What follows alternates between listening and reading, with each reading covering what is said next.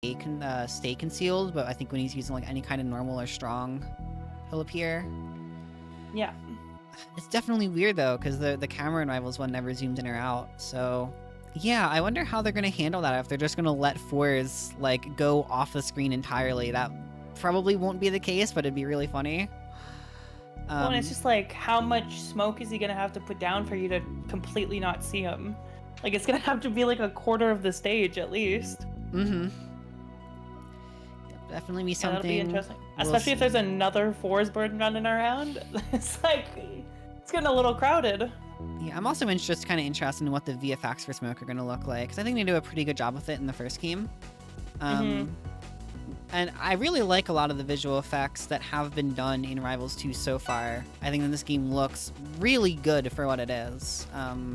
There's a lot of really cool visual touches.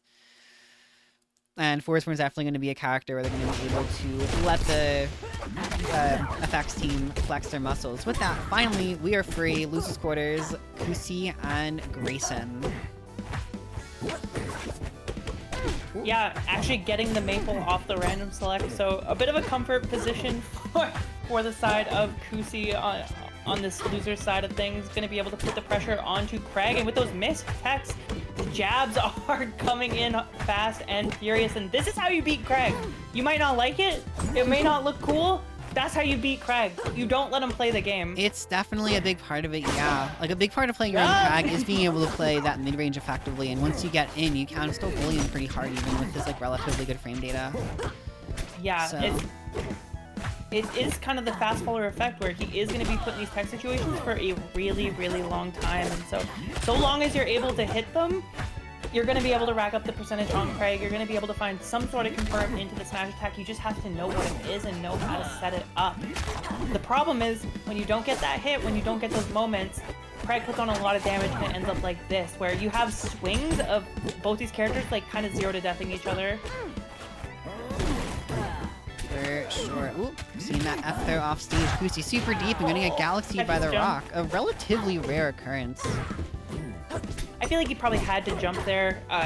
Maybe could have air dodged forwards instead of using the jump, but then side beat into the stage. But only so many things you can do as Maple to get back there with no tether. It's definitely something I've noticed. Like, they're definitely checking situations in Rivals 1 when it comes to people not having mark on them. But I feel like I've seen a lot more of the situations in this game, weirdly enough. I feel like the devs want you to be able to edgeguard people. Yeah, a little harder, essentially. A little bit harder, where people don't have unlimited options other than Kragg. Oh, nice. Using the tether to actually set himself up into a tech-free situation on the platform with the down smash. Another kind of unique use of tether that we haven't seen yet. Noticing the missed tech on that platform and using those extra frames to put himself in the tech situation. But as we've said time and time again, you have to make sure Kragg doesn't get to play the game, because it doesn't matter how long he didn't get to play for. As soon as he does, he will take your stock. Exactly. The power behind like everything Kragg does is still very well intact in this game.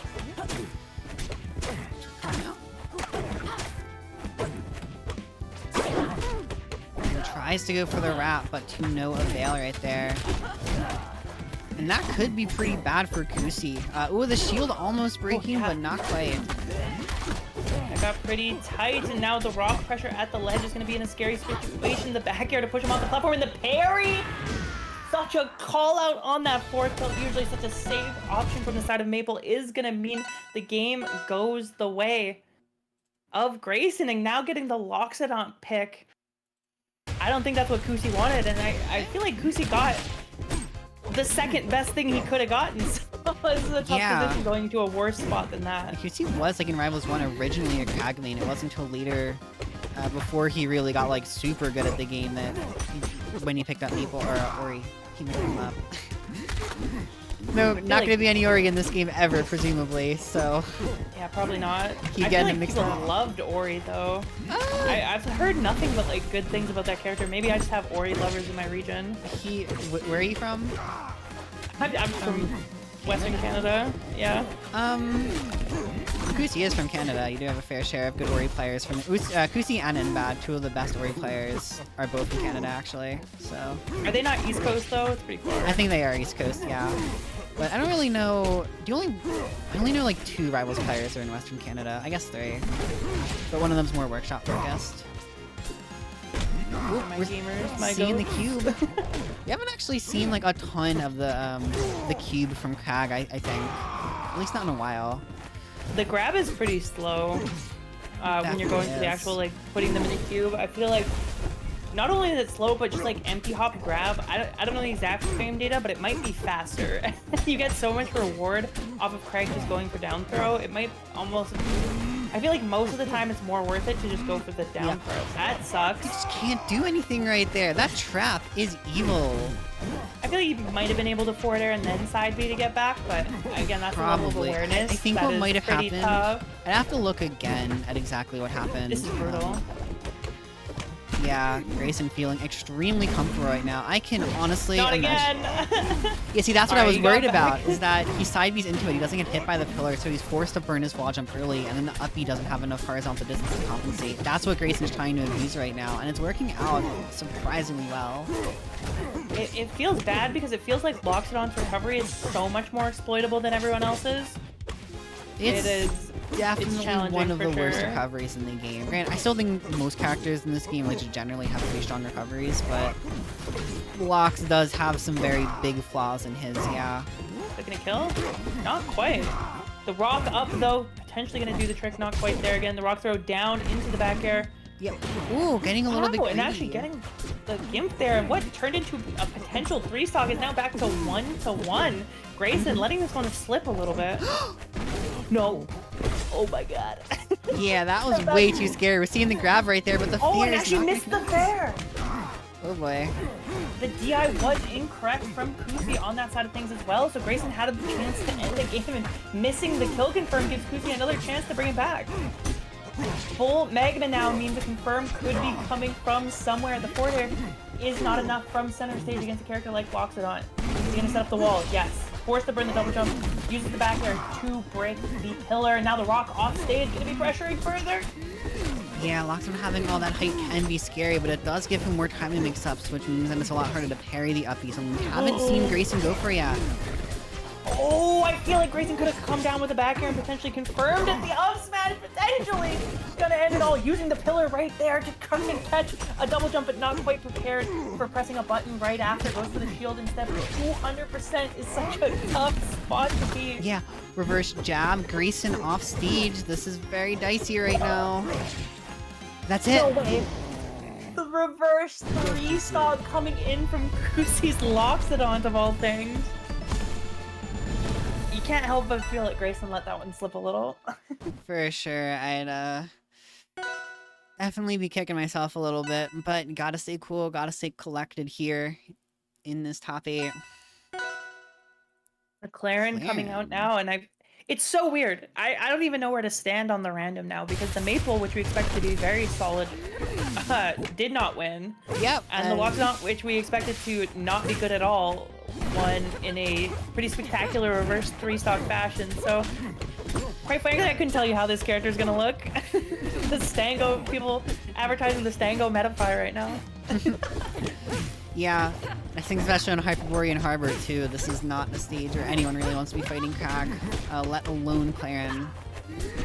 But yeah, I feel like this is a tough stage for Claren. I think it's awful for her. I just think it's really, really, really good for Kragg, is the problem. That's fair enough. Ooh, I like the ledge cancel and the down smash being third safe. I will say though, this stage probably would have been better for Claren in Rivals 1, like by far. Yeah. Anyway, so far things aren't actually looking too bad. Lots of damage coming out from Kusi and almost clips the pillar with the ninja special. Oh, that's the top. Yeah. The back air gonna do the trick, and so Kusi putting on the pressure in a big way, kind of in the same vein of what we saw with the Maple in that game 1 to take the first stock, where he was able to make it so, you know, Grayson was stuck in these tech situations, stuck in these combos, stuck in disadvantage, and wasn't actually able to play the game. But the DIN on the down throw is going to mean that that up smash is absolutely true.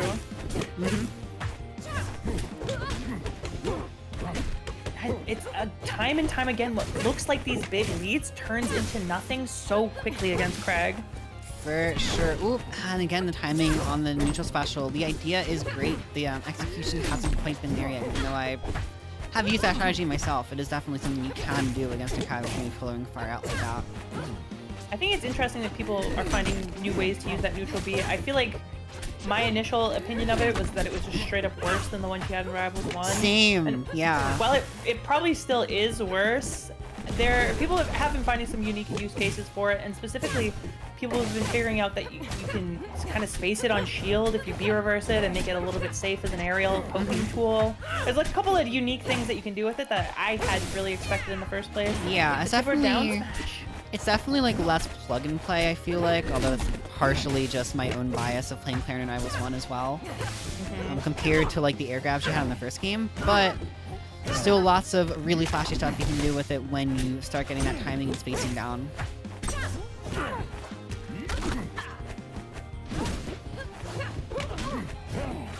Down throw, not going to quite confirm into the forwarder against the proper DI when you're playing against Claren, but the mistech is going to lead into a down smash, and so we're back at it again. Even stocks, even percent Kragg, so able, so ready to make these comebacks and just use those big kill moves to mitigate so much of the time he spends in disadvantage.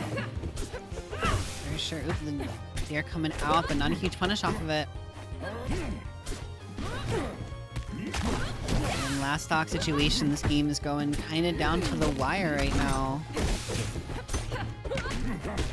Yeah, pressure's on. This is determines who's going to have the advantage leading into that game 4, which is such a comfortable position to be in when you have that stage pick advantage. If these guys are even picking stages and not just going random. I'm pretty sure they're randoming, but hard That's to... the jump. Should just grab ledge here.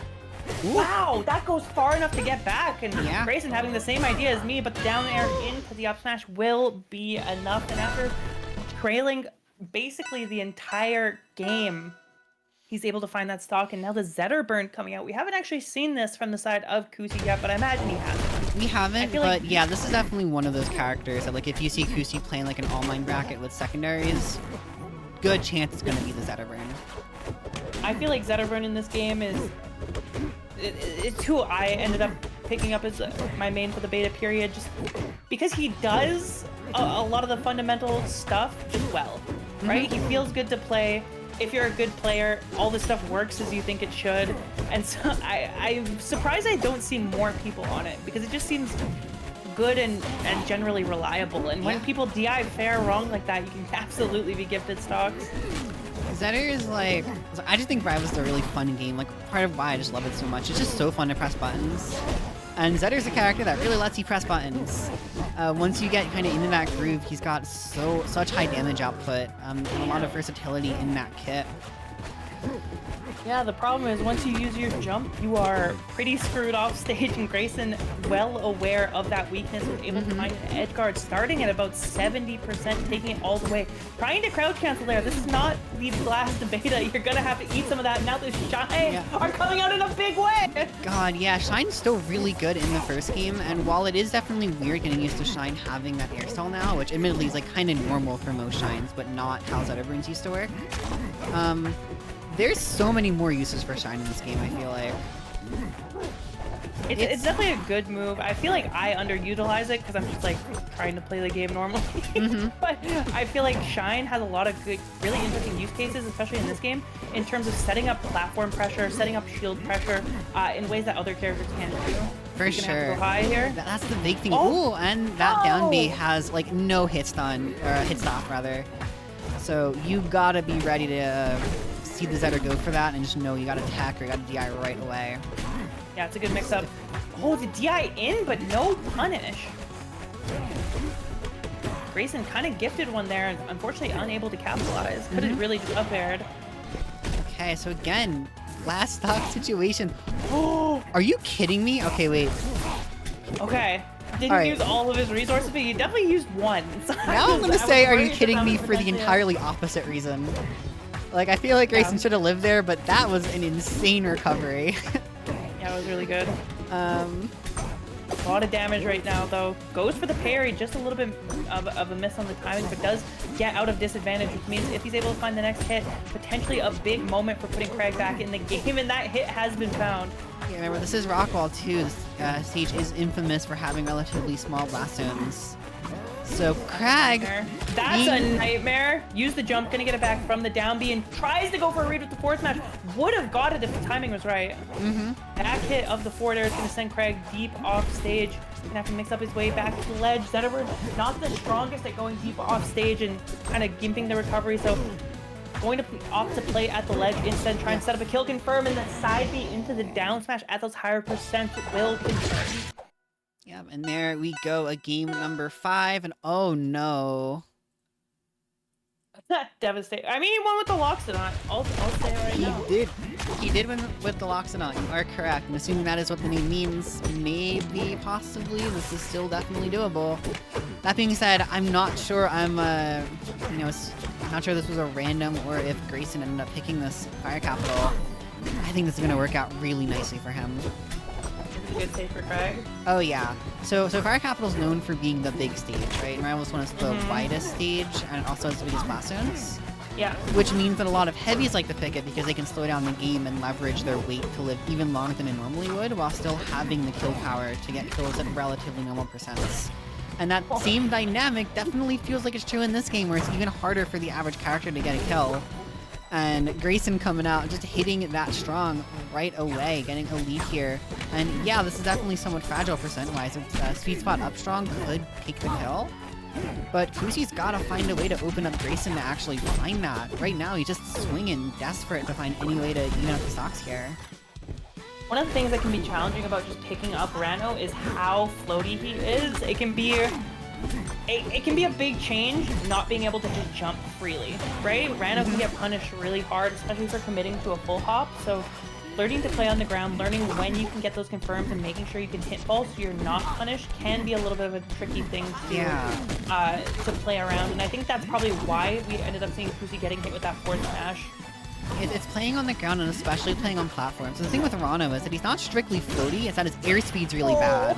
So when he gets put in the air, it's really easy to call out where he's going to go because he just doesn't have any variance to it. Kind of like a character like Diddy Kong almost, where like you have a potentially, the potential move high in the air, but you're generally pretty locked into. Diddy Kong does have like monkey flip and like V reverses to try and mix it up, and I guess Rano does have the side B and some of the mix you could go for with that, but it's definitely not as versatile as monkey flip. Yeah, doesn't quite like that, and that's probably gonna be it. Yeah, that's it. That's brutal. Missing the connection on the bubble. I learned this the other day. Again, learned it the hard way that you can put the bubble underneath you and then side B towards the bubble for like an additional recovery option. So I think. But yeah, that is unlucky. Two of the picks that Kusi wasn't looking for coming into that best of 5, and I mean, I guess the more games you go, the more likely that is to happen. Good stuff on Grayson though, getting to that winner or that loser semis position, cementing the top 4. Oh, fire is in the room, so I can just hop in there. Private lobby. So finally, after what feels like forever and ever and ever, we are jumping back into losers, or back into winners. We've been in losers forever. We're back to winners now, which means Bioverb and Ben L are going to be our winners' final set here. Kragg Ditto? Kragg Ditto? Ooh, you're probably alright, actually. We had a brief reprieve from the Kragg, but nothing lasts forever, right? Nothing lasts forever. Except for Kragg, apparently. I think Kragg actually does last.